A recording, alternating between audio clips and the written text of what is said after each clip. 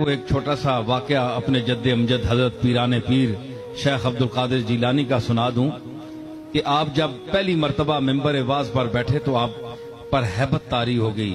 खुतबा और बुलगाए बगदाद बैठे थे, बड़े बड़े जादू बयान खतीब बैठे हुए थे, तो गौस पाक चुप हो गए। हैबत पड़ गई उन पर कि मैं कैसे बोलूं।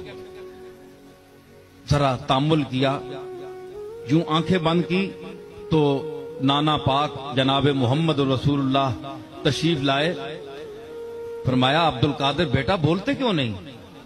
अर्ज की हुजूर सामने मेरे जो है ये बगदाद का बहुत बड़ा एक अहले इल्म का मजमा बैठा है जो फसाहत और बलागत में नाबग़े रोजगार है और बयान में खिताबत में लाजवाब तबका बैठा हुआ है, तो मैं इनके सामने क्या बोल सकता हूं। फरमाया मुंह खोल। मुंह खोला तो जनाब मोहम्मद रसूलुल्लाह ने 7 बार आपके मुंह मुबारक में अपना लुआब दहन डाला। आए, फिर हजरत अली आए, आपने 6 मरतबा मुंह में थूका।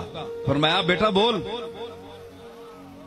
इन्होंने कहा हजरत आपने 7 मरतबा, आपने 6 मरतबा। फरमाया कि हुजूर के अदब की वजह से। उसके बाद फिर अब्दुल कादिर बोला। अब्दुल कादिर ऐसा बोला कि पूरी कायनात दम बखुद हो गई और वो आवाज दी। एक मर्तबा हजरत खिजर गुजर रहे थे तो गौस पाक ने ऊपर देखा, 70,000 का मजमा देखा।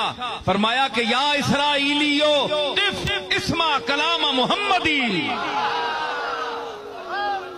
ऐ इसराइली रुक जा, इस मोहम्मदी का कलाम सुनता जा।